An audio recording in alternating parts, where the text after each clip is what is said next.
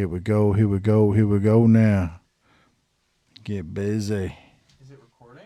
Yeah, baby. Okay. Here we go. Here we go. We Here back. Yes, we back. Stronger than ever. You thought we'd sever? Never. We're too clever. Okay. Right? Okay. That's all I Okay. I may or may not have stole that from a song that is lodged in the back of my memory bank. So. Hey, I thought it was great. Thanks, man. Yeah, you're All welcome. right, perfect. All right, well, here we go. Let's do this. Hello, everybody. Welcome to the Teeter Talk podcast. My name is Ben Teeter. I am Alex Teeter. And welcome back to episode 3. We have a pretty stacked episode today. Crazy stacked. It's crazy stacked. It's going to be, I imagine it's going to be a late night, especially with everything involved. Yeah, we've got Daredevil episode 8 premieres tonight. So we will be... Less than an hour, actually, our time. Yeah, we will be reacting to that after this. Yeah, I'm pretty freaking excited. Me too. Me too. We got a lot to catch up with. We want to apologize first and foremost. We've kind of been off the radar for a little bit. Had a lot of things going on. Alex no longer lives at this address with me, so he had some car problem, which put us back. A car problem, which put us back a week, and then we had his 21st birthday.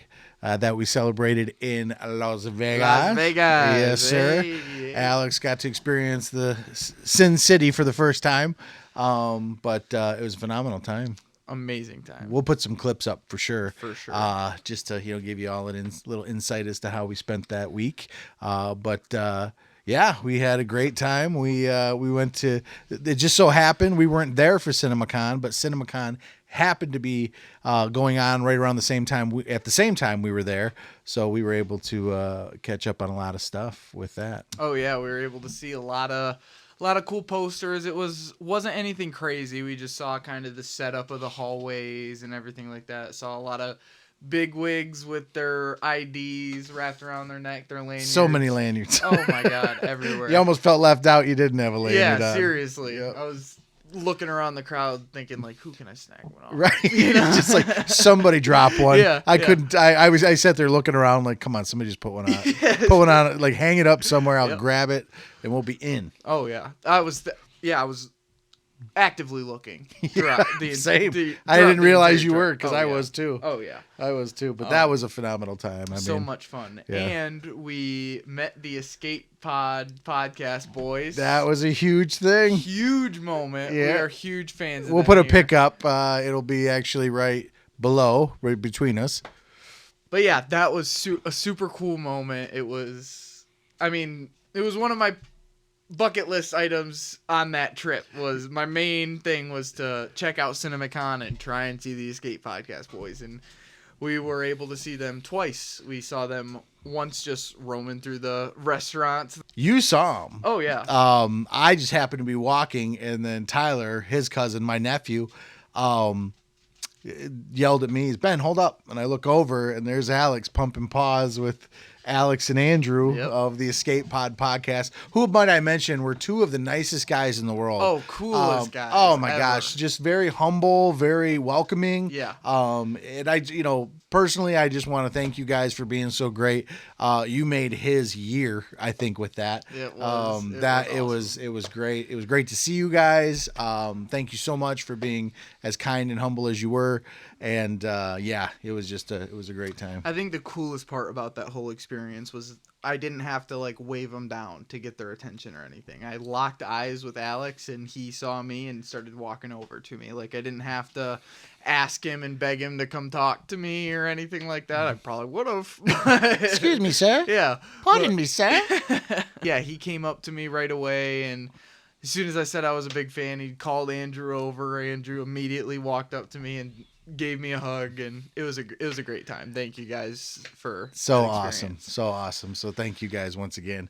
And one of the things that impressed me the most was Alex coming over and giving me a second bro hug. You know what I mean? Just awesome. It's like, wow. I mean, these guys are really, you can tell that they appreciate their fan base, and that's huge. So once again, thank you guys. It was a great experience. Yep. Moving on to movie news. moving on to movie news. What do we got for movie news today, Benjamin? Movie news we got. Let me pull up the movie news. It might be a second. Please hold. I'm on the wrong fucking list. I got some movie news. CinemaCon just fucking happened. There we go. Okay. Yeah, CinemaCon just happened. A lot of announcements during that, including some stuff for Fantastic Four that we haven't seen any trailers on, but they did release a trailer and it did confirm that Sue Storm is pregnant. So Franklin Richards is an idea in the MCU, which is... You called it. Yeah. I remember when we were talking about Fantastic Four. I think before we even got a trailer, you called it. Yeah, I'm just wondering how it's going to be with Doomsday coming up in Secret Wars, because Franklin was a pretty big part of Secret Wars in the comics. Okay. And, but he was older. He was like probably 13 to 15 at that point. Okay. Yeah. So we'll see. This will be the introduction to him. Yeah. Hence the title First Steps, I've heard, is basically alluding to the baby. Yeah. Like this is first steps in a lot of different aspects, but first steps meaning Franklin. I've been hearing that for a while now. Yeah, I just think that Franklin Richards is going to be a huge part of the Fantastic Four. Like, I think that that's the reason why Galactus comes to their Earth in the first place, is because he senses Franklin's power and he's attracted to it and wants to come to Earth to absorb it. Very cool. Yeah, I think that's going to be, in my opinion, I think that would be the plot of the next movie. I hear too that they just announced that there's not going to be a lot of other heroes in their universe. Because again, I'm not sure which universe they are in. Obviously, they'll come to 616 or whatever we've decided the shared universe is. Yeah, I hear that it's basically just they're the only real superheroes in that world. Interesting. So I didn't hear that. No, it's it was a I don't know if it's rumor or speculation, but yeah, that's what I've heard recently. Yeah. My theory about that whole movie is that's how they're gonna be introduced to the 616 universe at the end of it. I think that Galactus is gonna successfully destroy Earth their universe. Okay, Yeah. I think I read that too. That was one of the speculations too, as somebody was saying that they thought that was how it would end and how they would be brought into the MCU. Yeah, like a Ragnarok situation. Like yes. I do think that that's how it's gonna go. And then because in the trailer, in the first trailer, you can see a picture of or a shot of Reed on his chalkboard. All over. Yeah, that's that cool. The bridge. Yeah. The bridge is a picture of the bridge is on that chalkboard, and the bridge in the comics is a multiversal portal that Reed creates because he tries to create an escape plan from his own universe. Wow, you saw that on the chalkboard? I watched New Rockstars. Gotcha. And that was one of their theories? Yeah, well... Shout out New Rockstars. Those guys are awesome. Oh my god, they're on top of it. They do shot-for-shot reviews on everything, they're basically. so, informative. Yeah. But yeah, on one of their videos, they saw that on his chalkboard in one of the shots in the trailer that a picture of the bridge that he's creating is on that chalkboard. Very cool. Yeah. Awesome. Yeah. Very cool. Let's see here. In regards to movie news, so a couple of trailers have just dropped recently. Actually, in this last week, Saturday to be exact, because there's a lot of people wondering why a major studio like Disney was wanting to drop a trailer on a Saturday, which I guess is, I don't really care what day of the week it's dropped. You know, it never made a difference to me. But anyhow, this Saturday, the Tron Ares trailer dropped with starring Jared Leto and or Leto, whatever, and Jeff Bridges, and very interesting. I'm a Tron fan since the original back in the day. So I was a big fan of Tron Legacy, although the CGI on younger Jeff Bridges is still really cringeworthy to look at. But other than that one aspect, that movie rocks. It is so it goes so hard. I don't remember the Tron story. I remember watching it as a kid. I don't remember the plot of it very well. But I do remember liking it. I still haven't seen the trailer for the new one yet. Oh, trailer looks good. It's it looks like this time the grid, which is the digital world that they go into, is now coming to the real world. So what I'm interested in most is now that the movie has basically showcased Jared Leto, whatever, and Jeff Bridges, I'm wondering if the characters from Tron Legacy will be back. So you had Garrett Hedlund, who played Sam, which was Jeff Bridges' son in it, and then you had Olivia. Forgive me for forgetting her name, but she was Cora in the movie, and they both escaped the digital world into the real world at the end. The very last scene is them on a bike in the real world. So Gotcha. the third movie picks up with the digital world invading the real world. So the bad guys invading the Earth. And I'm not quite sure the plot. It didn't really go into the plot too much in the trailer. But I wonder if they'll be back because they were such a big part of the second one. So that one's got my interest. We'll see. I'll be there probably opening weekend to check that one out. That's on my must-see list. It was on my top 10 most anticipated for the year. I remember. Yeah. Yep. So I'm excited for that one. And also we got a trailer that dropped actually today for a franchise that I'm a big fan of, which is Predator, Killer of Killers. It's going to be a animated anthology film on Hulu. Hulu was the streaming service that originally premiered Prey, which was the prequel to Predator, which was great. If you haven't seen it, highly recommend it.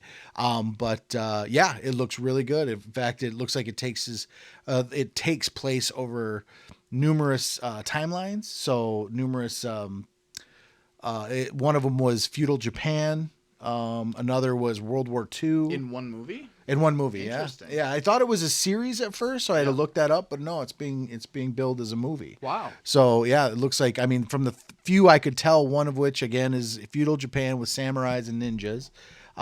The other one was World War I or II, I couldn't tell. And then the third one was like in Norse, so the Vikings and stuff like that. But looked really cool. Yeah. I want to say that premieres in May, but don't quote me on that. So looked really cool. Yeah, that would, and yeah, that looks pretty neat for me. Okay. Oh, let's talk about the Doomsday stuff. Yes, let's talk about the Doomsday Okay, stuff. so since we have last spoken on the show, there has been a Doomsday announcement. There was one last episode that we filmed too, with all the concept leaks, the concept arts and stuff like that. Yeah, that's right. But yeah, there is new announcement of cast members that are in the movie. Jesus Christ, if I could talk. Yeah, big names. It was a pretty big announcement.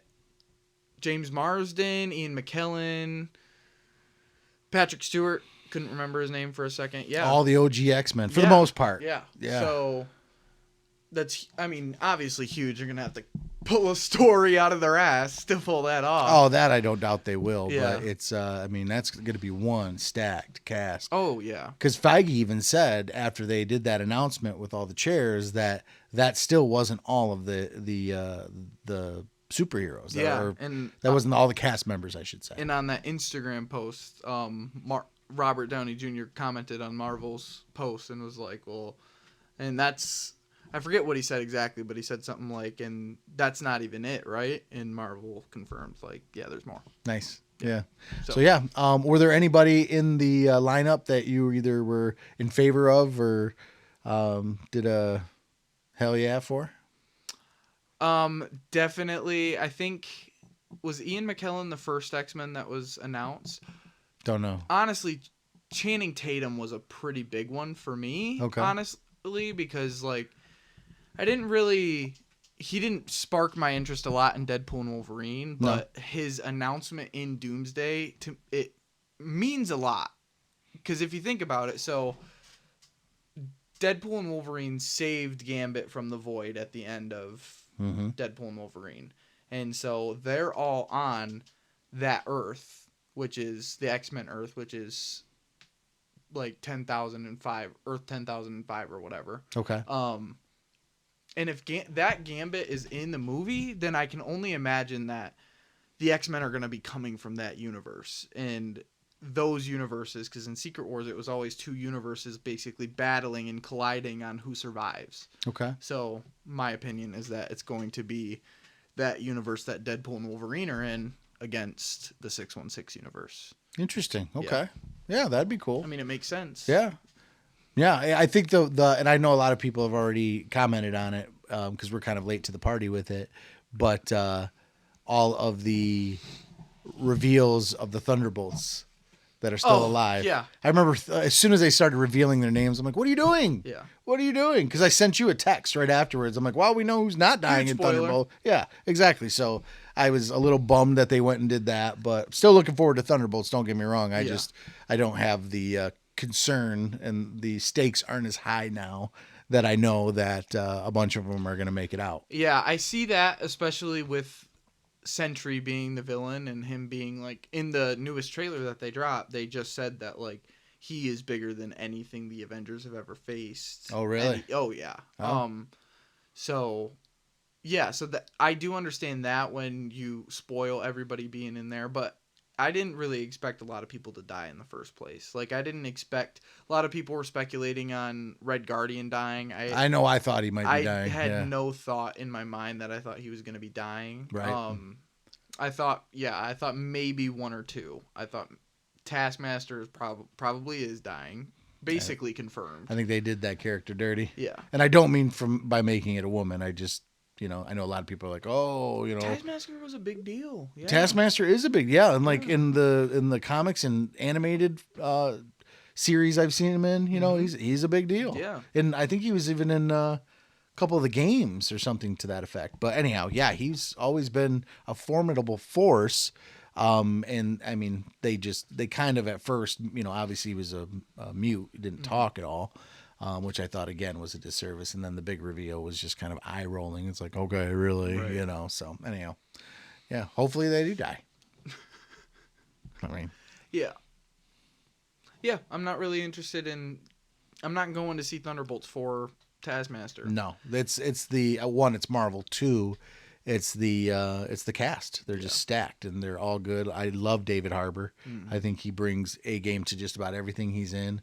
I love all those characters. I just think it's interesting to see them take these characters that, one of which being Ghost from Ant-Man and the Wasp, and continuing her story, because she could have been a one-off. Like the side characters. Yeah, she could have easily been a one-off because she wasn't really that formidable of a force. Yeah. In that movie, kind of like one of those meh bad guys, and I don't know. Like John Walker too. But they fleshed out John Walker a little bit more in that series, by making him, and I thought his story was interesting, how he was kind of like, he wanted to be Captain America so bad and then ends up falling from grace pretty terribly, so anyhow, yeah. But yeah, I mean, it is pretty cool because when I first heard that the Thunderbolts were coming out, I was not interested at all. No, not at all. I was like, okay, I was thinking, okay, so it's the Suicide Squad of Marvel. Basically. Yeah. And I was thinking, looking at the cast, I mean, this was before that any of the characters had really made a name for themselves or anything like that. Like, we heard of Red Guardian from Black Widow and Florence Pugh's character, Jesus Christ, Yelena. Yeah. Jesus Christ, Yelena? Yeah. That's her full name? Believe it. Wow. Believe in her. I will. Yeah. She's the Messiah. Lisan al-Gaim. I don't know what that means. Dune. Oh, nice. There's a little Dune in there. She was in it. She was in Dune. I forgot about that. Interesting. Little. Nice, bro. Feel me? I do. All right, we should move on. Okay, moving on. In other news and unfortunate news, last week, legendary actor Val Kilmer passed from, I do believe they said it was pneumonia was the cause of it. Yeah, I'm at pretty 65 years old.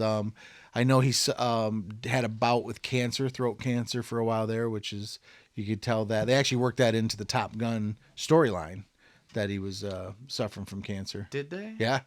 I don't remember. Yeah, because he had to keep writing things down. That's right. Yeah, Yeah, I do remember that now. Okay. So anyhow, very unfortunate, but he had a great career. I've loved him in movies like Heat, and there was one in the 80s that I first saw him in, which was called Top Secret. It was a slapstick comedy. He was great in it. And then, of course, he was playing Doc Holliday in Tombstone, was a legendary performance by him. Jim Morrison in The Doors, Bruce Wayne, Batman, and Batman Forever. So his career spanned a long list of really good movies. And yeah, we'll miss him. We'll miss his contribution to moviedom. Yeah. Yeah. I didn't. Yeah, I mean, I haven't. I'm growing up in the next generation, so I didn't see or hear much of him. But I mean, obviously, he was a name that I recognized as soon as I saw it, and so it is a sad day. Yeah. So, and that's really all I have in regards to deaths. Yeah. Right now. Spider-Man Spider-Man 4 has been officially titled Spider-Man Brand New Day. I did read that. That's awesome. Yeah. I hear that takes after a specific title in the comics. Yeah. Very cool. And I did some research into this, actually. Let me just look back at my notes real quick. Okay. Yeah. So, yeah. They're also asking for a cat. They're trying to cast someone. I think it was any race.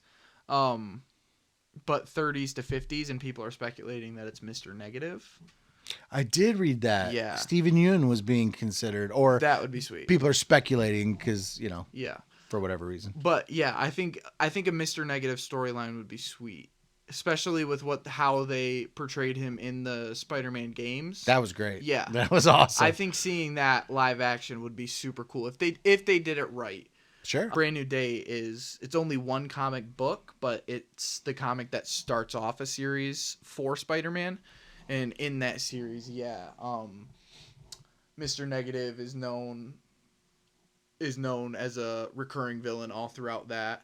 Also in the Brand New Day comics, it's known that he goes after, or it's based off of some kind of memory wiping spell because he gets unmasked to the public. Oh, okay. And it goes off of a memory wiping spell. Oh, okay. But so perfect. In the comics, it was through Mephisto, but oh, gotcha. Instead of Strange. yeah, Gotcha. yeah. In the comics, he gives up his marriage with MJ to stop everybody from knowing who he is. Really? Yeah. Wow. Yeah. What a powerful storyline. Oh yeah. That's amazing. That really piques my interest. Yeah. Yeah. Wow. And then later on, MJ makes her own deal with Mephisto to, I forget what she agreed to do, but it was something to leave Peter alone. Like, she would never see Peter again if he agreed to leave him alone. Wow. Yeah. Heavy stuff, man. Heavy stuff. Jeez. Those comics, man, I'm telling you. Not sponsored, but Marvel Unlimited, that app, $10 a month for almost any Marvel comic book you can ever think of. That's pretty amazing. Yeah. That is. One of these days when I get time, maybe I'll subscribe and sit and read and love every second of it. Yes, more on Spider-Man Brand New Day. Sadie Sink has been officially announced to be cast in the movie. We don't know who yet. We have no idea who it is, but people have been speculating on Jean Grey. Okay. Which I think is a stretch, in my opinion. I do too. Gwen Stacy. That seems more on the nose, but it might be too on the nose. Yeah. Yeah. Or an MJ Watson. MJ Watson, really? Yeah.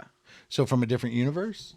Is that what's going on? Because we got MJ, whose name is really whatever. I don't remember. Jones. Michelle Jones. Yeah. So they call her MJ. Yeah. And then there's going to be another MJ that they're introducing? That's what people are speculating. I doubt that. Yeah, I do too. I think out of those three options, I think Gwen Stacy is probably the best candidate for it. But yeah, there is also a couple, again, from New Rockstars. There's a couple characters from the Brand New Day comic books that are matched like the redhead kind of teenage girl vibe. Got you. So she could be playing one of those, but if it's Sadie Sink, I would feel like she'd be in a bigger role. Oh, yeah. Yeah. Yeah, have you got a character of her caliber, or an actress of her caliber? Yeah. Yeah. Yeah. You'd want her- She's gonna be some kind of like support character. Oh, for sure. Forgot the word. But no, I get it. She'll just be, when you have an actress like that who's, young and upcoming, you're going to want to utilize her as best you can, For in sure. future projects and stuff. So Yeah. congratulations, Sadie Sink, on entering the MCU. Yay, Landed Sadie. a good job there. Yay, Not to Sadie. say that Stranger Things wasn't a killer job, but damn. I kind of wish that you would be cast as Jean Grey, because I think that would be. I think it's a pretty cool. Yeah, fucking I do too. awesome. I really do. I think that'd be great casting. But for this movie, I doubt it. Yeah, I just don't. I mean, are they going to introduce the X-Men? Is that going to be a big part of it? Well, with the timing of Spider-Man, people are also speculating, this is also not confirmed. Okay. That Spider-Man's not going to even be in Doomsday because I did hear that because too. the events of Spider-Man 4 are going to be during the events of Doomsday. I did read that. I doubt that. Okay. I doubt that I as think well. that's okay. It's a reach as well. You thinking? Well, yeah. I mean, I just think that Spider-Man, from where the MCU is at right now, Spider-Man is one of the faces of the MCU. I think it would be a crazy decision not to include him somehow, because he was such a main part in the comics and he was supposed to be like the head Avenger. Gotcha. So Gotcha. I would be very surprised if he's not in the film in Doomsday. Very surprised. Well, I'm looking forward to it. Doomsday next summer, right? 2026 July summer.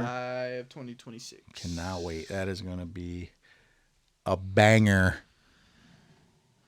A Banger. Banger. banger. Banger. Sorry. Next up in movie news. This weekend, a movie came out of left field. Well, left field for some. And basically shattered all expectations at the box office. That movie being the Minecraft movie. So crazy. It does. That was a game you used to play as a kid on the old Still Xbox 360. Still do and sometimes. I mean, when you were first introduced to it, and you'd spend hours on it. Still and do and sometimes. I would sit there and be like, all right, it was like a bad parenting moment, but I was like, oh, you just go ahead and play that, and I knew you'd be on it for hours, and I could go and smoke my crack. But so, but anyhow, yeah, it shattered expectations. The movie made $163 million just domestically, and over $313 million globally in its first weekend. My lord. That puts it now. Again, this is I don't remember who I'm quoting this from, but it's the highest grossing video game adaptation opening weekend in history. That's crazy. Yeah. I mean, and the budget was only $150 million. I'm sorry. What are we doing here? Are you kidding me?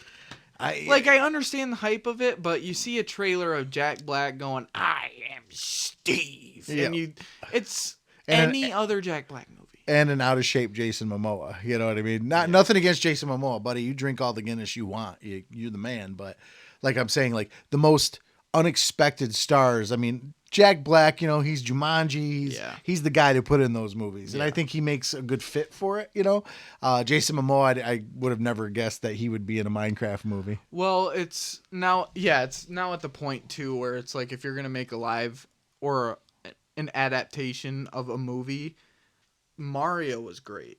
Mario was good. So like Very that's good. my expectation Yeah. at that point. I want to be as entertained. Like if you can't get up to where Mario was, cool. I don't care. But like, I still haven't even seen Minecraft, and I haven't heard it being hailed as a great film. I've heard I wouldn't say, maybe it's divisive. I've heard some say it's terrible. I've heard some say they enjoyed it very much. Yeah.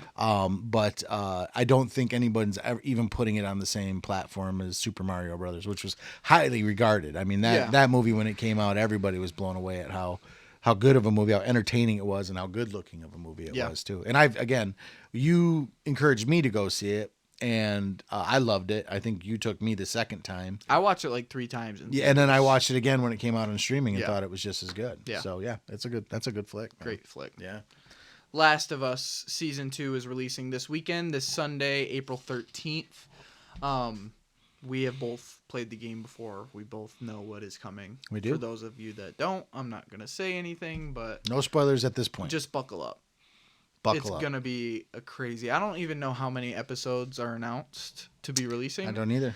But for however many there are, however many weeks we're gonna be going through this, just buckle. It's gonna be every episode is gonna be an emotional ride. I feel like. I think we should try, and I'm just going to put this out there. I know that you and I both agreed earlier that we were going to do a reaction video to the season premiere, but I think we should try and do reaction videos to. I was thinking the same. Yeah, thing.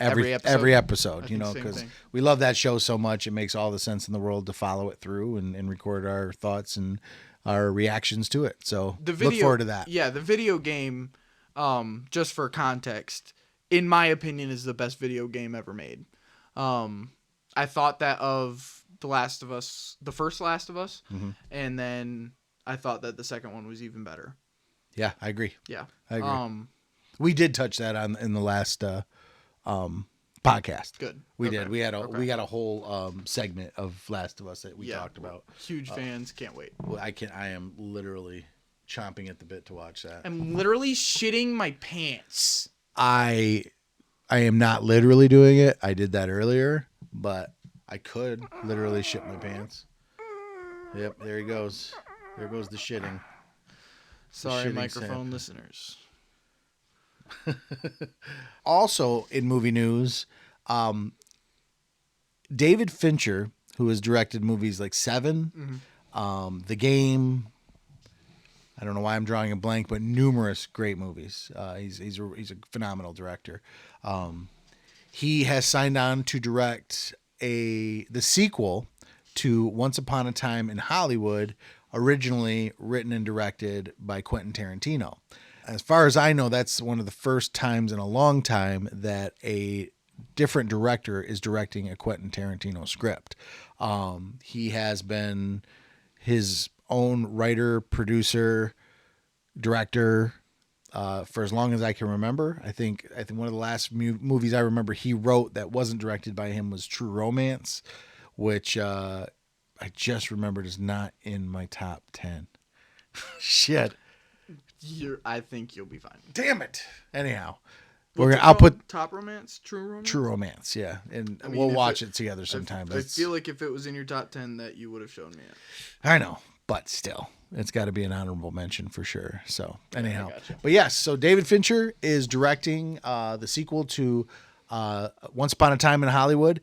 It is rumored right now that Brad Pitt will be back in some form and that Leonardo DiCaprio may indeed make a cameo in it.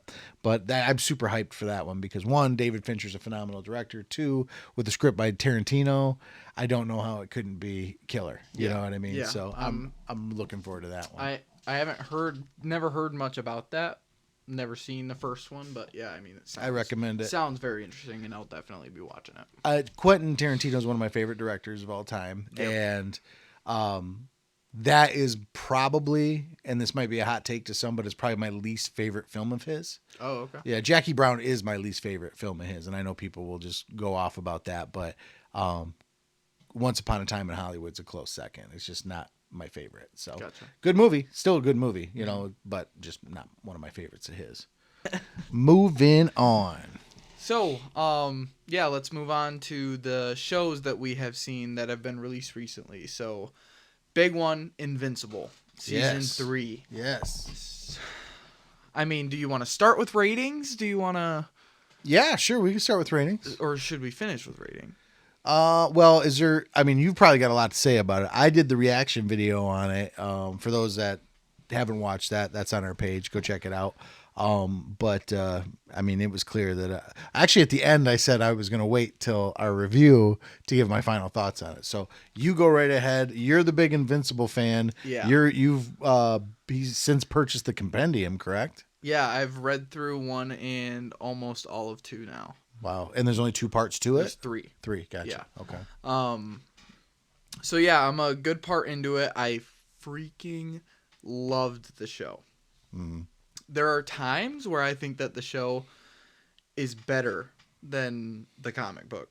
There were some parts in the show that wasn't in the comic book that I thought made the show even better. Like the conquest dialogue when he's whispering in Mark's ear. That was cool. None of that was in the comic. Really? All of it was original from the show. Oh, that's cool to know. All of it, yeah. And I thought the entire thing was, like, after watching the show, I thought that was crucial for Conquest. Like, that just showed how much of a lunatic that man was. It gave him such depth, yeah. too, you know? Yeah, and shout out Jeffrey Dean Morgan, dude. I mean, his performance in that, like, I've heard a lot of people complaining about his voice acting in that. Really? I thought he did.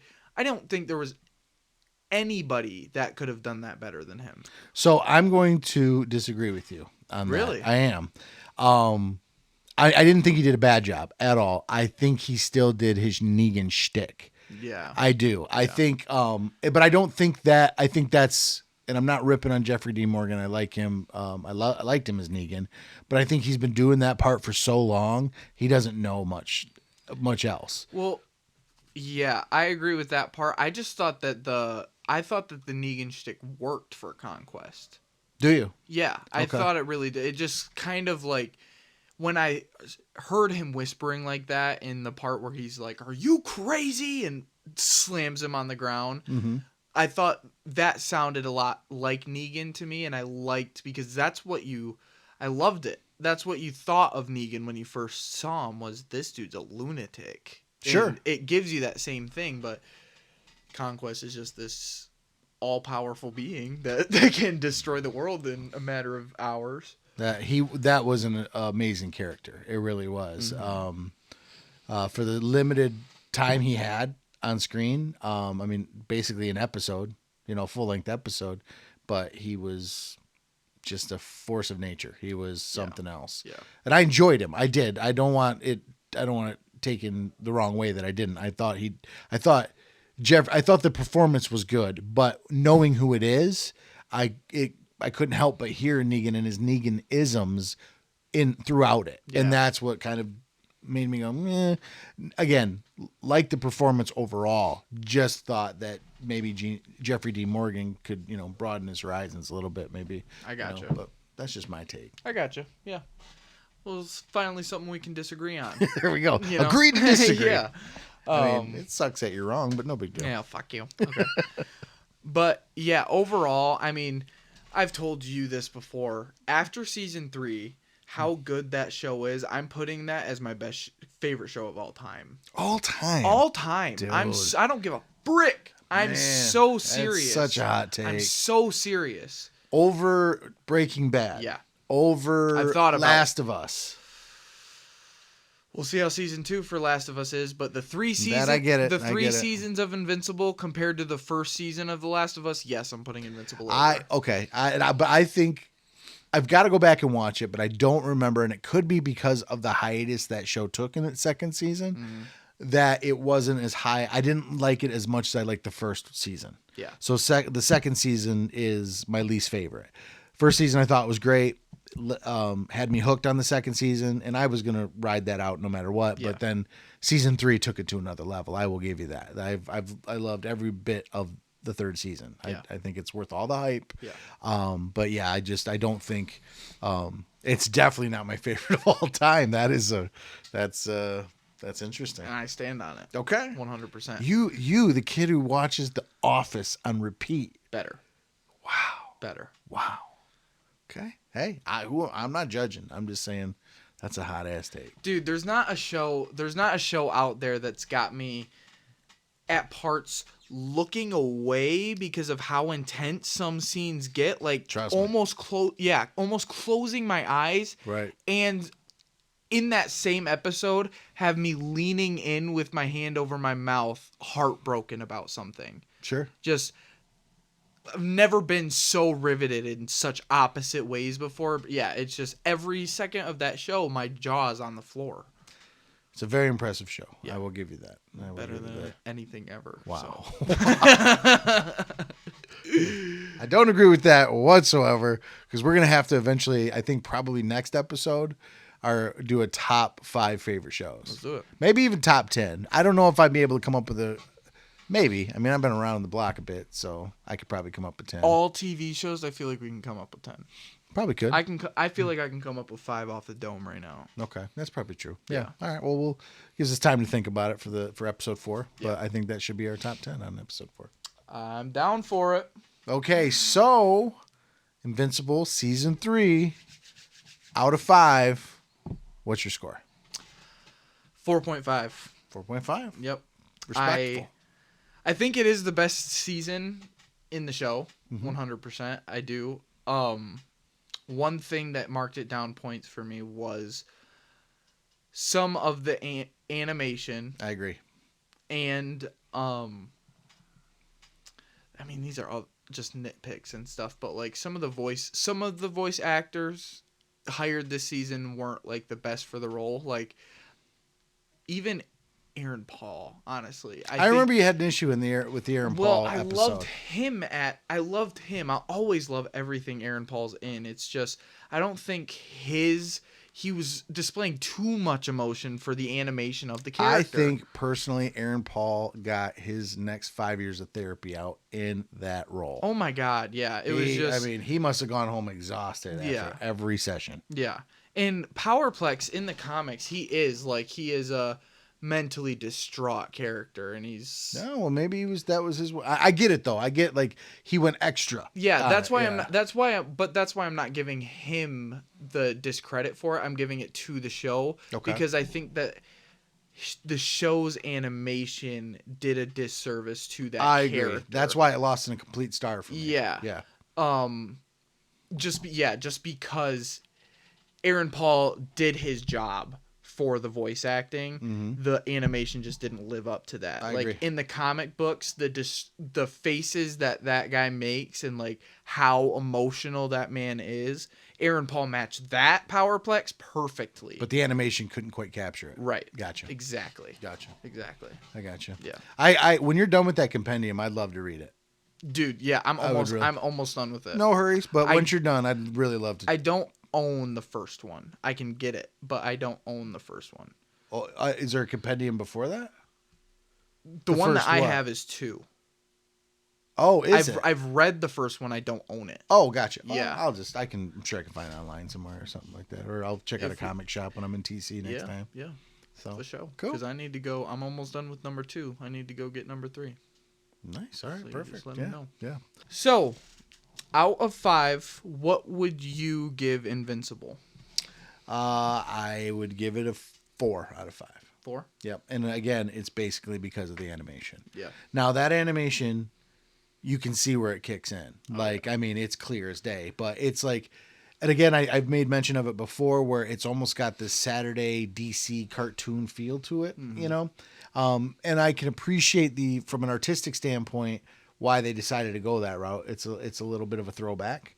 But when I see the panels from what you're reading, and I see how detailed they are, and how some of them are just truly like works of art, you know, it makes me want more out of that series. Yeah. It makes me want like an animation style, like say Arcane, or something new that's like gonna really like Into the Spider-Verse. You know what I mean? Rather than like how much more that series could have been had it had a different style of animation rather than just a limited budget, which you could tell. And then the budget obviously ramped up by these amazing action set pieces that they do, where I even mentioned it in my reaction video. I said, this is exactly where it kicks up. The animation just kicks to another level. And I've been saying it since the show came out. Like since the first episode came out, when people started complaining about the animation, I was like, do you know what's at the end of this season? Like,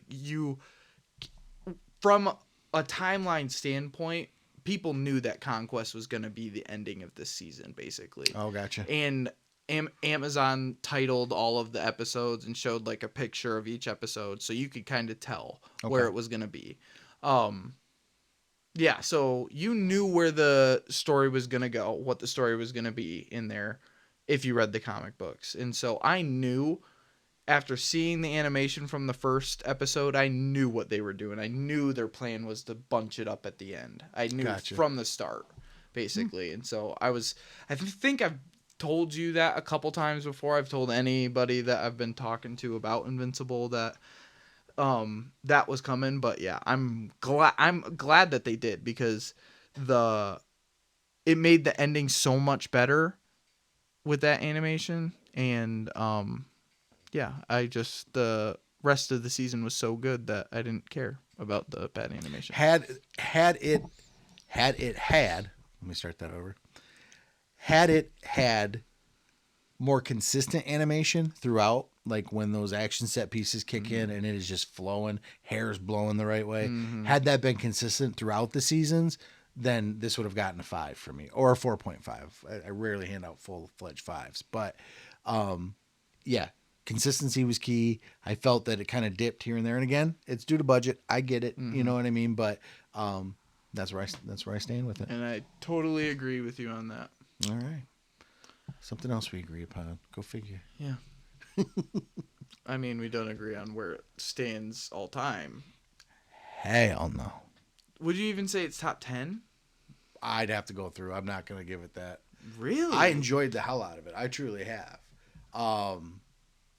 Another reason why I don't put it in top 10, it's not open-ended. It's open-ended right now. So I can't, I hate to give a series a best of all time when it's not done yet. You know what I mean? I also do have bias with knowing what's coming. True. And knowing like what they've done so far and knowing how they're gonna. I don't know if I want to read to that point though. Like you know what I mean? Yeah. I love a visual medium, and again, reading. I love comic books. I have since a kid, but I love these shows so much that I would rather wait to watch what they do, especially when they're taking artistic license from the comics and doing their own thing. Yeah. Then I can go back. You know, it's almost like Harry Potter. Like, I think people at the time were doing themselves a disservice when they had already fully engaged. What's the word I'm looking for?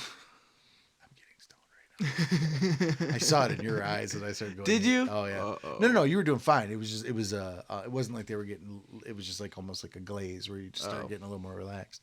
All right, let me do the Harry Potter thing again, just where I was going with that. It reminds me a lot of Harry Potter, where you have these people that have been reading the books and immersing themselves in the books, and then they see the movie and they just pick apart the movie because it's not like the books. Mm-hmm. I would love to see what the shorter, more truncated version of what they're trying to do from the original source material.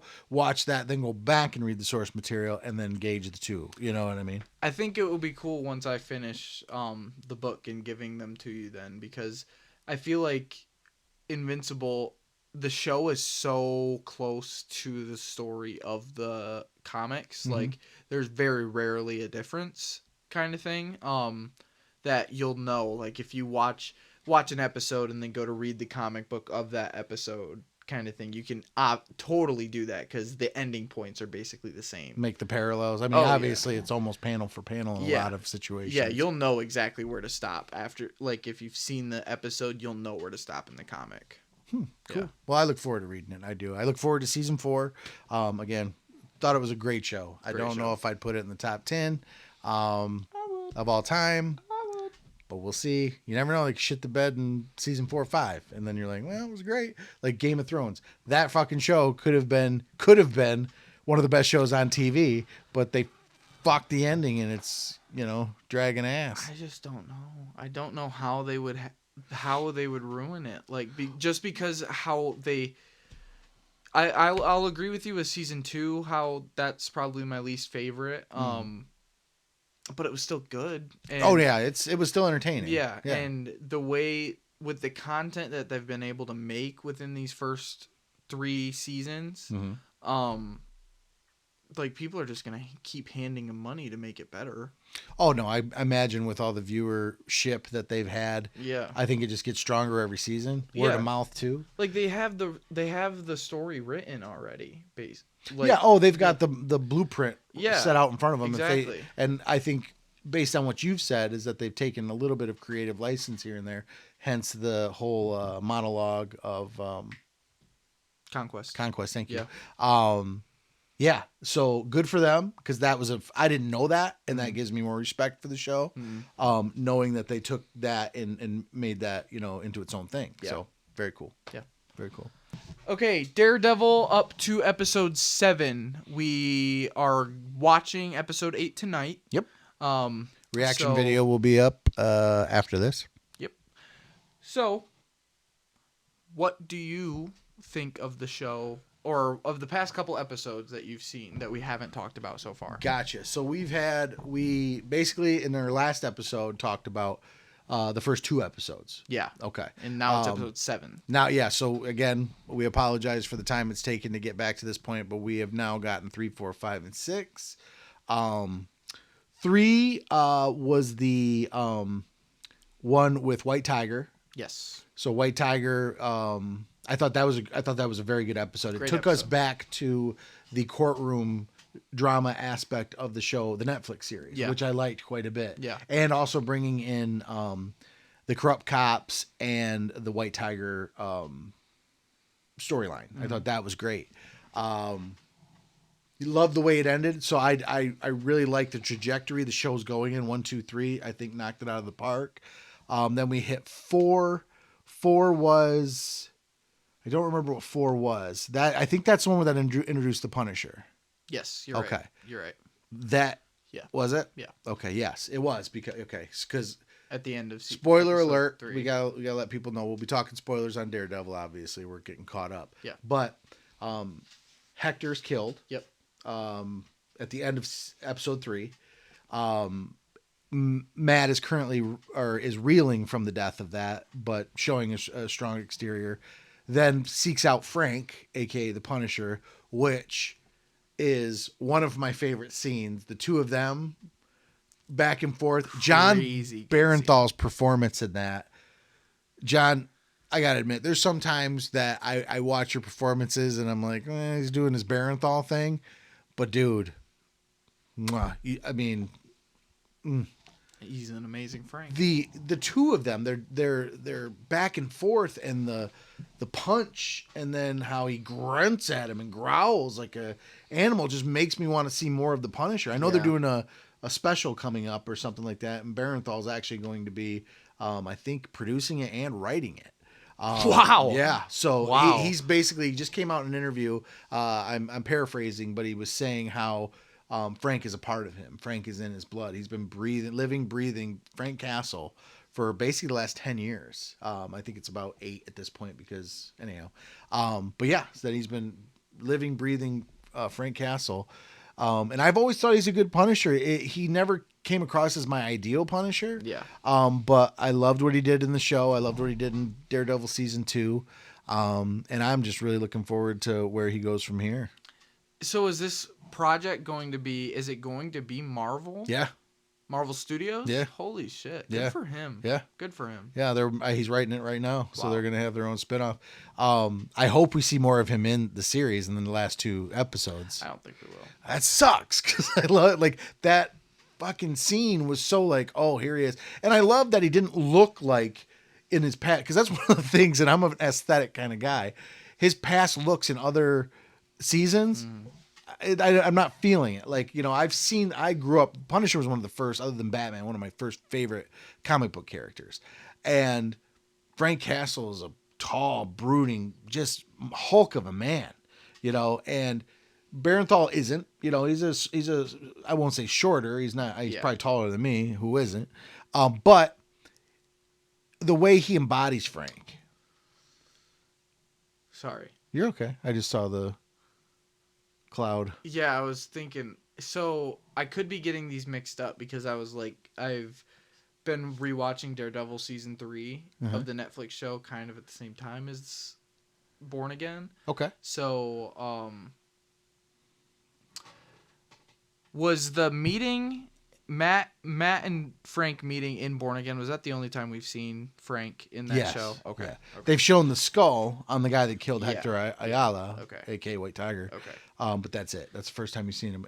Okay, because I was thinking of this scene in Daredevil. It was like probably the season finale of season 2, where Daredevil's like fighting people on the roof, and Punisher comes in with his sniper on the other roof, and it's going through, and Daredevil just starts letting him shoot people and just like walking through and not even bothering trying to save people. Oh, I gotta rewatch that. Oh my that god, season. such an I didn't really like the season that much. But Really? Because I hear, 2? I hear a lot of people. I don't remember it being that great. I love the inclusion of the Punisher. I thought that was great, but overall, No, it's season 3 that I thought was probably weaker, and then now everyone's saying that that's like peak. I've loved Daredevil. season 3 so far. Okay, I see. I got to go back and watch it just Yeah. because I don't know where I was in my life at that point, but I was a Daredevil fan, so I was watching them all.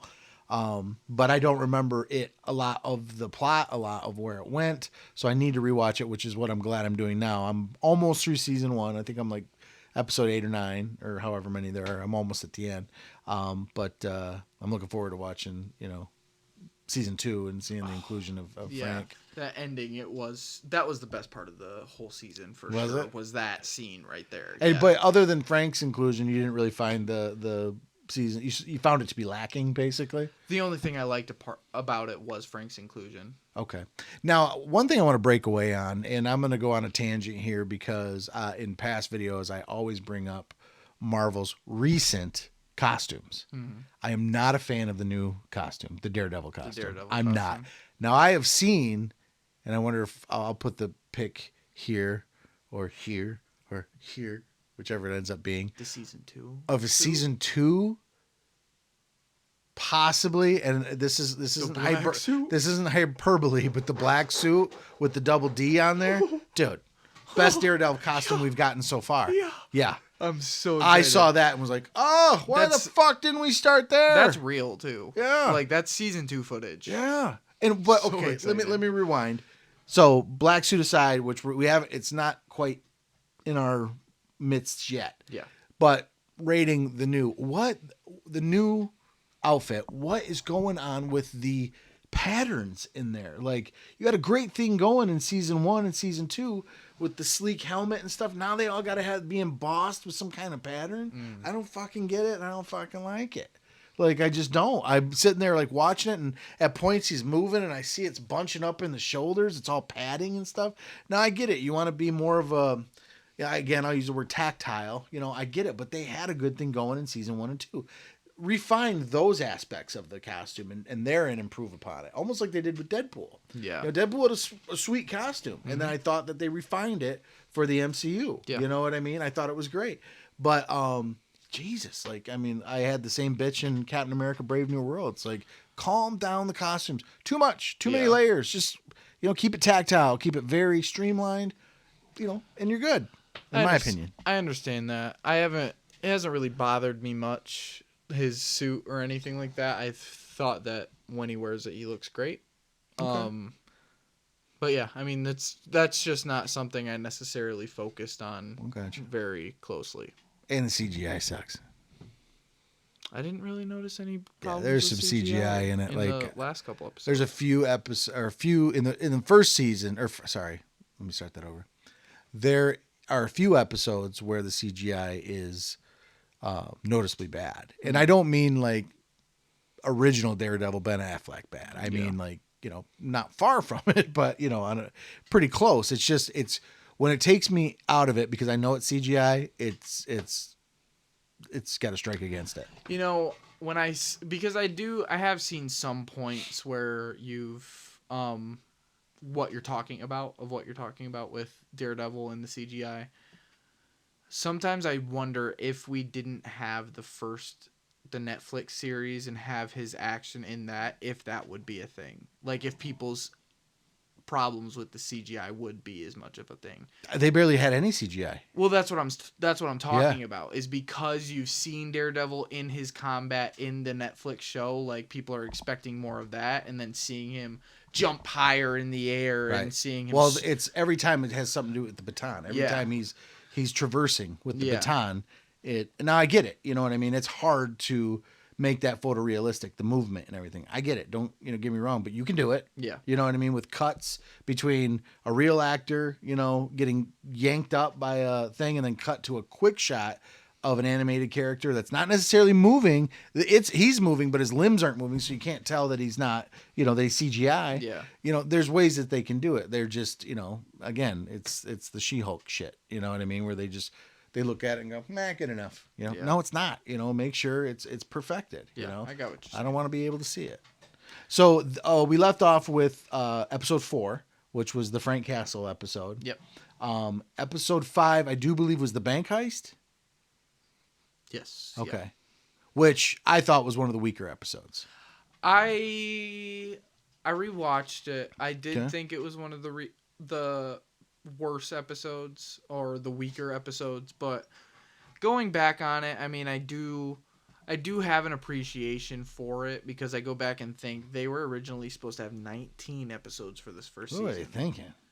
Well, I mean, I don't know if they were at that point, if they were accepted for a season 2 at that point already. So, And I see what you're saying. They So kind of had a story. Okay, so break that it up they wanted- possibly into 2 seasons. Yeah. Gotcha.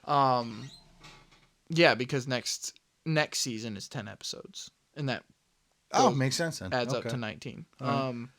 I do remember them. The original plan was them. I think they said the first season was going to be 19 episodes, Yeah. and I was like, "What? Yeah. Who the hell wants to watch that much?" TV? Yeah, so I think about that, and I think about like all of the stuff that they had to pick and choose from, and I don't think it was necessarily the best idea to have picked that episode to include it. Like I think if you're not planning on bringing Daredevil into the Avengers for Doomsday or Secret Wars, I think you could have saved that for like a season 2 episode or something.